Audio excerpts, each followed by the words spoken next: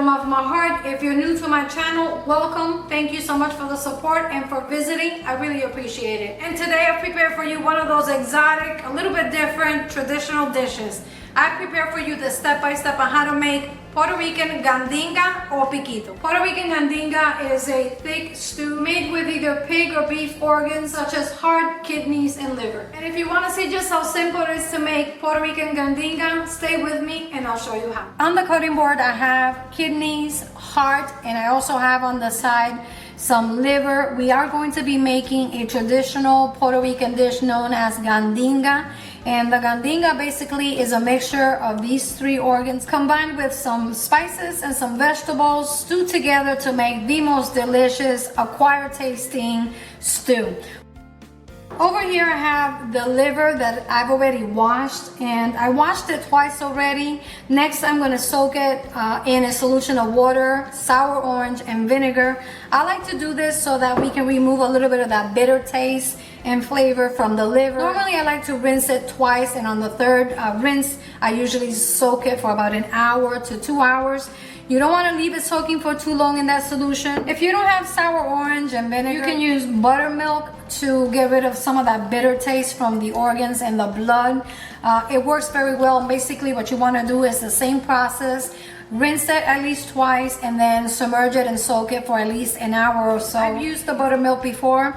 I don't notice a big difference between the sour orange mixture and the buttermilk. And just in case you just tuned in and clicked on the video and this is the visual that you're getting, I'm not going to be opening any of these packages in front of the cameras just in case there's people watching that are sensitive to blood or the use of animal organs. When I come back, I would have already washed and soaked my organs. We're gonna get right to the process on how to make this delicious, traditional Puerto Rican gandinga.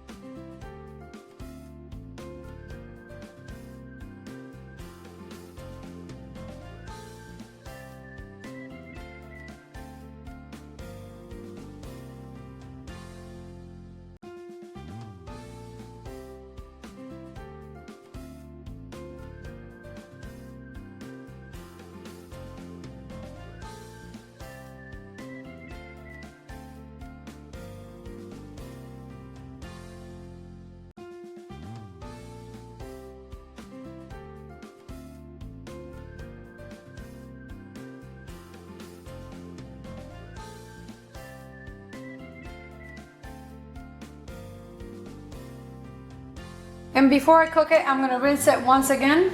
Preheat the pot at medium-high heat and add your liver, kidneys, and heart, including the bay leaves that we used to marinate it.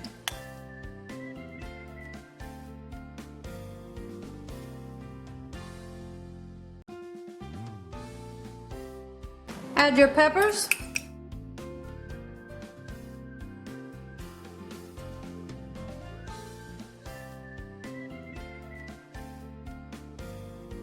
Onion, minced garlic, oregano brujo, oregano fino, and this is oregano from Puerto Rico, which is typically the type of oregano that we will use. If you don't have oregano fino, you could use thyme or Italian oregano. Add your sofrito criollo. Tomatoes, all natural adobo, complete seasoning, all natural sazon. The gandinga or piquito is usually spicy, and I'm adding some chili, sweet ajíes, also known as Caribbean sweet peppers. Add your tomato sauce, achiote. You can melt it before you add it, but it's gonna melt in the mixture anyway, so it's not a big deal. Black pepper, turmeric, and cumin.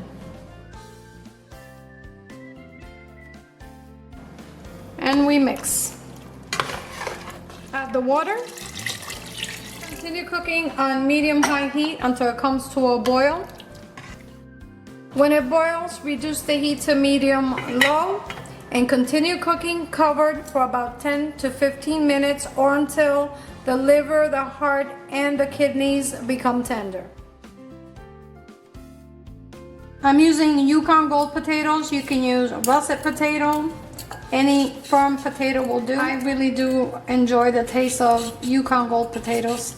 Try to dice your potato as even as possible. You want to keep them to a small dice about this size so that they can cook evenly. You just want to make sure that you keep them about the same size. It's going to make it a lot easier and everything's going to cook all at the same time.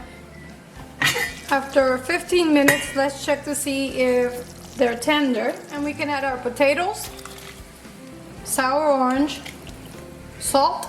I usually add the salt when I add the potatoes purposely. Usually when you add potatoes to a stew or a soup, it tends to soak up a little bit more of the broth, and I'd rather adjust the seasoning at that time. Cook cover at medium heat for 15 to 20 minutes until tender. After 20 minutes, let's check to see if our potatoes are tender and if the gandinga is tender.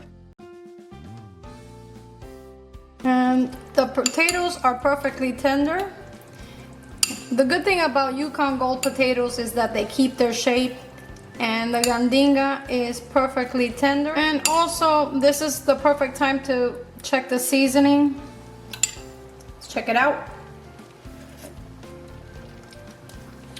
Oh my goodness, it is so good. Our gandinga is perfectly seasoned and we can go ahead and finish it. From the garden, fresh cilantro, culantro, and basil. Most green herbs such as the cilantro and the culantro and the basil help to neutralize some of the bitter taste of the organs, in this case the kidney, the liver, and the heart. But they're also perfect to help neutralize the pH balance in some of the foods that we eat, such as tomato sauces and foods with a high acidity level. So this is the perfect way to help neutralize some of that pH. Finish it with some freshly chopped basil, cilantro, culantro, olives, capers, and roasted bell peppers.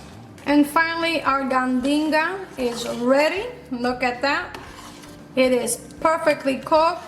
It's a little thick. And that's thanks to the potatoes and the liver that tend to thicken it up a little, giving it that stew-like consistency. And look at that. And now it's time for my favorite part.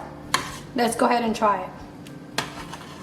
And finally, my version of gandinga or piquito.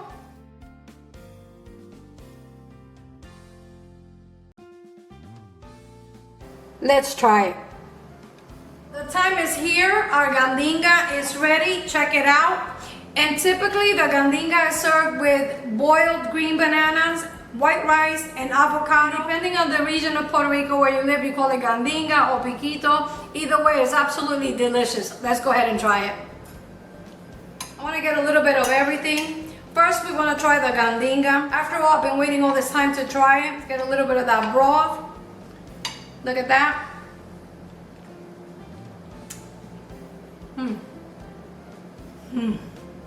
Oh my goodness. Wow. It is hearty. It's not exactly what you would expect it to be. Since I soaked the gandinga in a little bit of water, vinegar, and sour orange, it's not bitter at all. You can taste a little bit of the spice from the chili, the onions, the pepper, the cilantro, and that sauce is absolutely delicious. You really have to try it. I need to take another bite. I'm sorry.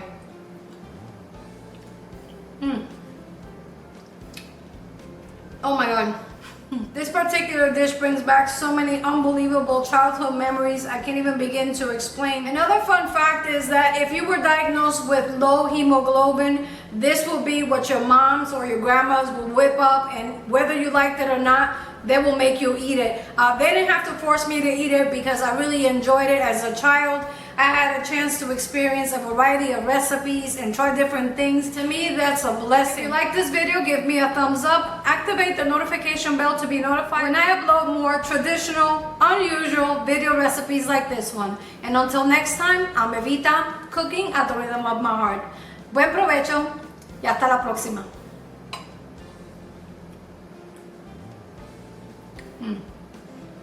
You really have to try it.